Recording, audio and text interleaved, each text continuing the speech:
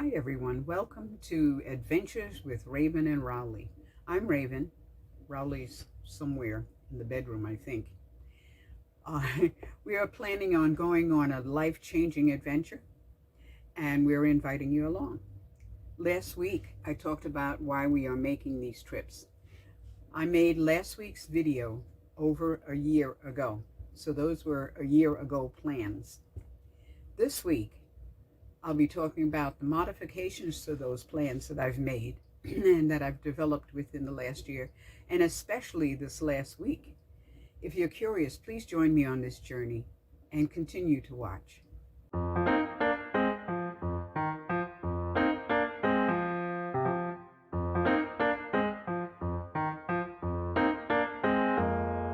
Last week, I talked about why we're taking these trips. That video that I made that you saw last week, I made that over a year ago. I realized at some point when I look back at that video that a lot of it hasn't changed, but a lot of it has. My attitude has changed. My mindset has changed. My ability to actually get out and do that has changed for the better. This week, I'll be talking about the modifications to those plans and that I've developed within this last year, and especially those that I've developed within this last week. I want you to know, first of all, that doing this is really, really scary. I'm talking about going out on the road and doing things by myself. I want you to know that for 75 of my years, probably not the first 5, maybe I did, who knows, I've been taking care of somebody. For the last 2 years, I have not had anyone to take care of except me and Rowley, and get healthy and get myself together and think about this trip. And the whole time, the whole year, I've been thinking about doing this. But the time goes by really, really, really fast. This year is gone. I was surprised. I was shocked, actually, when I looked at that video. Last year, 2020, I said, I live on Social Security. I still live on Social Security. I found that I'm fortunate in this last year. I found that I'm very fortunate. Most women my age get around $500 per month in Social Security, even though, like me, they have worked their entire life. Half of my income will dry up, I thought. At that time, I said half of my income will dry up in 1 to 2 years. Well, time has passed. Time has passed fast. That 2 years, year and a half, whatever it is up in September of 2021. At the end of that time, my entire income will be eaten by just the lot rent and my car payments, period. Forget about insurance, shoes, etc. Okay. At any rate, this year in 2021, stuff hasn't changed much. I still live on Social Security, as I said. My income will dry up in 5 months. I got to get rid of the car. Or better yet, I have to sell it. Or even better than that would be somebody out there in YouTube land who would like to take over the payments. It's a Chevy Sonic 2017, and I believe I'm upside down on the payments. I will sometime soon call the bank and find out what the payoff figure and all that kind of stuff. But I got to get rid of the car. But I don't want to do that because I'm selfish, you know. I want to go traveling. Not until the end of August or the beginning of September. I want to play for these 5 months that I have left to play with this car. Now, I don't intend to run it in the ground, overdose on mileage or anything like that. It only has 68,000 miles on it, so. And I don't think I put 1,000 miles on it. In fact, I know I didn't put 1,000 miles on it this last year. So, anyway, it's in good condition. the windshield wiper fluid motor stopped working about 2 weeks ago, and I haven't gotten it repaired. I use a squeegee bottle. What I really would like to do, as far as the car is concerned, is to acquire a beater van or an SUV in good working order, so I can pull my enclosed 6x12 cargo trailer, and so that I can use it also just to get around town. Another thing that I want to do while I'm out here on the road is search for land. It's not a priority. I mean, it really isn't a priority, but it's one of those dreams that's hanging up there in the air, you know, over my head. I have made the decision that this RV park that I'm living in will remain as my home base. It has to. I won't be living in my car. I will be traveling in my car and camping, car camping, trying to make it glamping, car glamping. But I will live in my RV, in the RV park. Well, I have to say that. I want you to know out loud, you can hear it, my relatives out there in the world, that I will keep the RV and stay in the RV park, okay? Anything else is game, okay? The reason I say that is because I believe that my kids would probably have me committed if I get out on the road, or they would disown me, or they would have a lot to say about this whole deal, okay?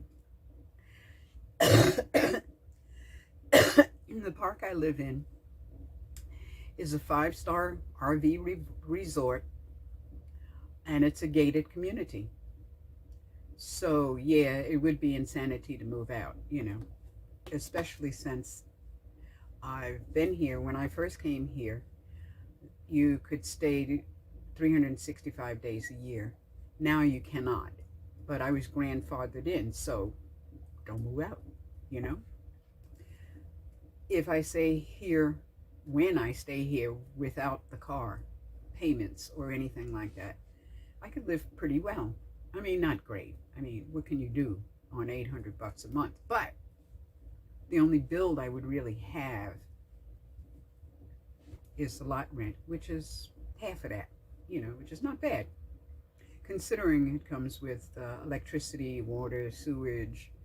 Well, I use a composting toilet, but even so. Wi-Fi, pool room, you know, all kinds of good stuff. And the park, as I said, is gated. It's a 5-star resort, and it's in the very center of town. It's just about a mile to anything. A mile to Walmart, a little over a mile to Home Depot, but nothing is 2 miles out of town. Yes, I could live here very comfortably for the rest of my life, on the edge, but comfortably on the edge, on my current income, without doing anything else to gain any extra money. So anyway, I still want to take this trip, because if I'm going to be confined to this park for the next rest of my life, these 5 months are going to be fun. Okay? These 5 months are going to be out there doing stuff. I want to see the Milky Way for real. And stuff like that, you know. I've made an unbelievable list of stuff to take with me. Fortunately, most of it is small, because I don't know how I'd get it in the car otherwise. Things like my tea, take tea bags, teacup. I cannot survive without tea, okay? Some people can't survive without coffee. I'm a tea drinker. I drink black pico tea full of caffeine, okay? And yes, I know about all of the others. I got to remember to take water bottles, dog bowls, dog toys, everything that belongs to the dog, wherever he is. Blankets, sweaters, etc. It gets cold in the desert at night, really hot during the day. So I've got to layer things. which I didn't happen to have. So I went over to Goodwill and I got a fleece vest and a down jacket and things like that because I've been here, and when it gets hot, you turn on the air conditioner, and when it gets cold, you turn on the heater, and I won't have that opportunity in a tent. Okay. I did purchase a tent. It's a 7-person tent. I know it's only me and Rowley, but it's shaped like a teepee, and I'm partial to round places. I got a cot. I ordered a cot. It came in yesterday. It's terrible. So I'm returning it, and I've ordered another one, and it should get here just before I'm leaving to go out into the world. And I purchased all the other things I can't do without if I tent camp. Excuse me, I've got something going on with my stomach. I decided that I definitely was going to tent camp as opposed to camping out of my car. I mean, I could modify the car. And as a matter of fact, the way that I've bought stuff for the tent, all I really need to do in order to modify it camping just in the car is to put in two 1 by 12 by 1 by 6 by 12s to make a platform on that goes from the back of the front seat, if I push the front seat all the way forward, into the trunk, and then I could lay flat on that as a bed. And I could turn over and that kind of stuff in there too, because I tried it out. Actually got in the back seat and tried to lay it in the whole deal. So that works out pretty good. So I got the cot, as I said, because I can't sleep on the ground. I could just see me trying to get up off the ground. I am 77 years old, soon to be 78. My knees don't operate that way. Okay, you can imagine in the middle of the night that I gotta pee, and us old people get up and pee all night long, and I have to get up off the ground to do that. It's going to be a mess. So I'm on a cot. Let me see. So I've arranged the stuff that I bought and the stuff that I've got and the sizes that are making them collapsible and that kind of stuff. I got them so they could be used in tent camping and in car camping. I will be going, let me see, back up here a bit. So this week, just this past week, I joined a women's caravan meetup group. I will be out with them for a week in May, early May. And then I'm coming back here, regroup, see if we think about this. Do I really like this, this kind of stuff, which I probably will. I will be going at the end of May, also in May, and this time alone, to a women's spirituality retreat, and I'm going to spend a few days there, me and Rowley. They have dogs, and dogs are allowed. So I'll be circling with them. So in May, I'll be camping in 2 different places for a minimum of 3 days and returning home in between. And I'll call my daughters, okay, girls? I'll call everybody. Let everybody know I'm home, I'm okay. Okay. This week, I met a van dweller who sells cars, or used to sell cars, and will help me understand what I need to do to relieve myself of the car payment that I have at this time. Okay. I, somewhere along the line, acquired a gift of a tri-fold mat, 3-inch thick foam mat that folds up into 3, like a ottoman, I guess, from another caravaner in the women's group, and she's upgrading, so there I was, and I could use it too. Let me see. And because I contacted this women's caravan group, there's a lot of women out there, I have an almost overwhelming amount of messages, phone calls, Zoom meetings with these women, and their support and their wonderful support for what I'm about to do, which I think is just wonderful, actually. I mean, I know there was caravans out there and that stuff, but I read about them, looked at the information, never contacted anybody. It's wonderful, wonderful, wonderful. Uh, so as I said, I returned the cot and I ordered a new one. I'm getting the last of the stuff, like the waterproofing and the seam sealer for the tent, because I ordered a cheap tent.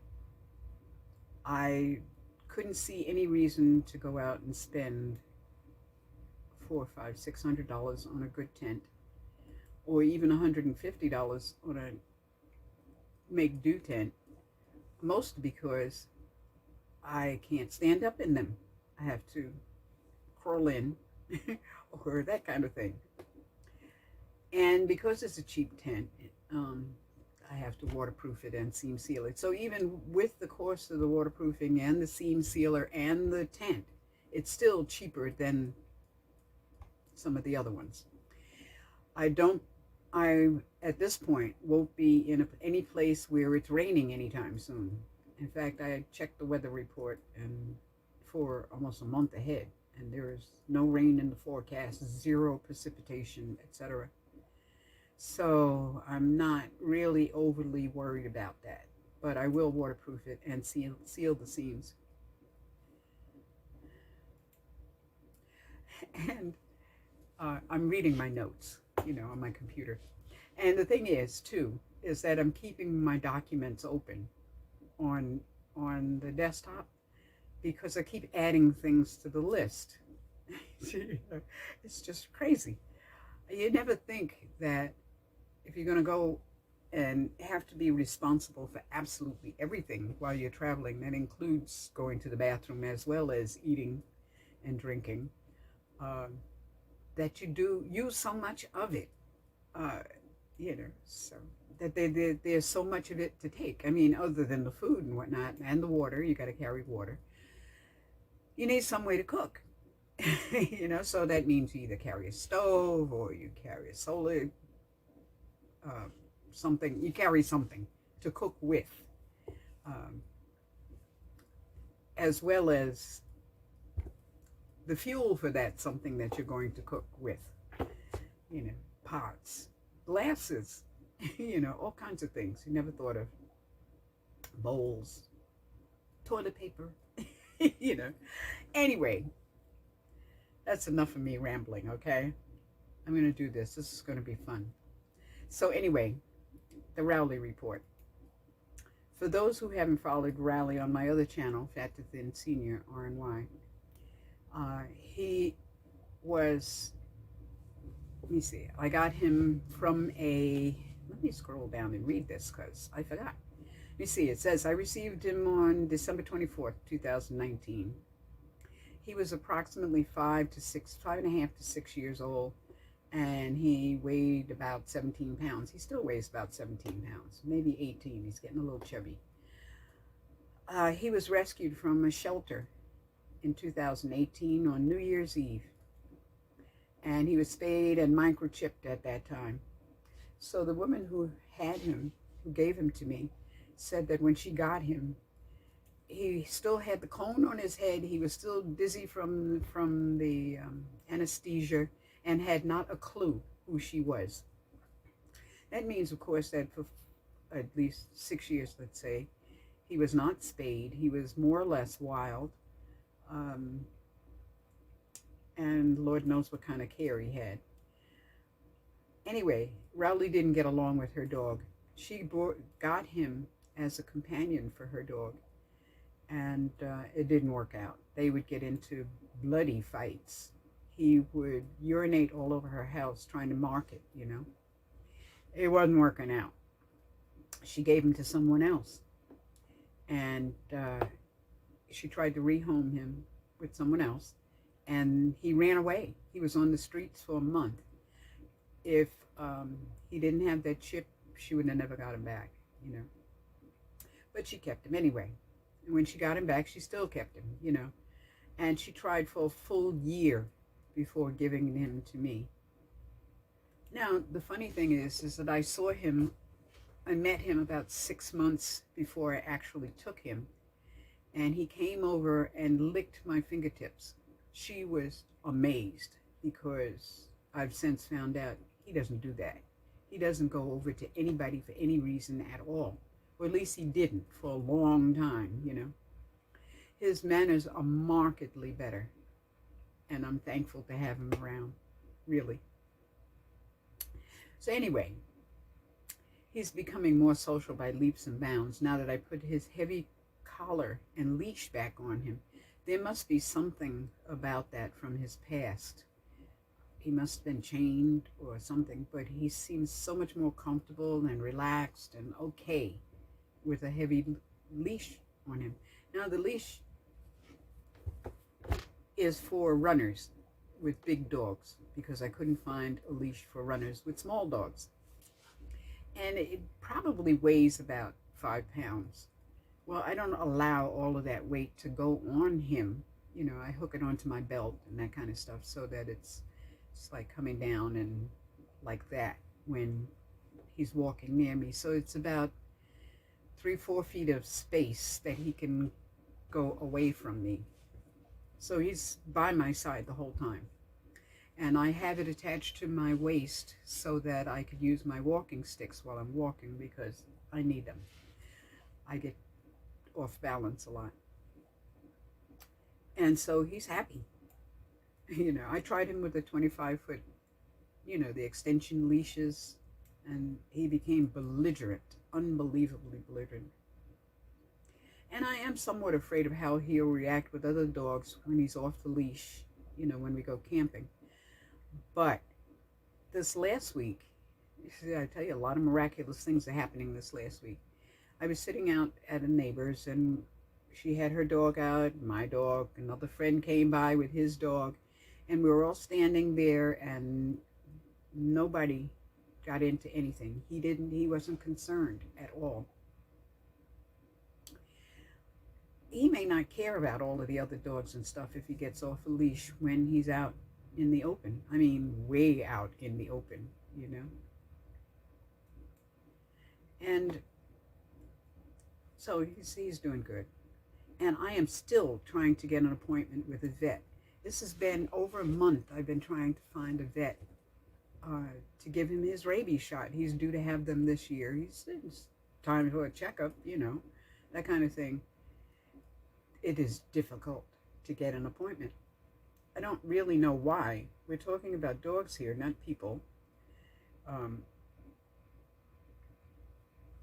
They won't, the vets, from what I understand, they won't allow you, from the ones that I've contacted anyway, they won't allow you to be in the room with the dog. They want you to stay in your car. They'll come out and get your pet, whatever kind of pet you got, and take it inside and do whatever they're going to do with it, and then bring him back out. Rowley is not going to go for that at all. He will panic. He will go crazy. He will, Lord knows, you know. I don't know why they won't allow you in the room with the pet. I mean, I could stay 6 feet away from the doctor, you know, and put on a mask. I mean, they let you go in and see a people doctor with a mask. You know, I don't get it. Rowley's not crazy about the car in the first place, so I can imagine going to a doctor with him in the car after he's panicked about being in the car. And then they grab him by the scruff of his neck or whatever and take him out, or try and take him out and put him into, no, that's not going to work. And I don't know why. I don't know why. Anyway, I'm hoping that the vet's open again and allow you to stay with your pet, because this is not good. It's really not good. Of course, he doesn't have any choice about this trip, but I think he's going to be happier. I think he's going to be happy. He's going to smell more things. He can explore with a lot of chances to get off leash. You know, and his life has been rough. and my life has been rough. It's time to take and have some fun for the both of us. And that's my plan, okay? So, along with the camera and a phone, I'm going to go out and see the world and record my thoughts and adventures along the way. I hope you join us. Please subscribe to Adventures with Raven and Rowley. Share, like, and ring the notification bell. And don't forget to click show more to see the links in the description below. Okay? Blessed be. You take care of you and yours.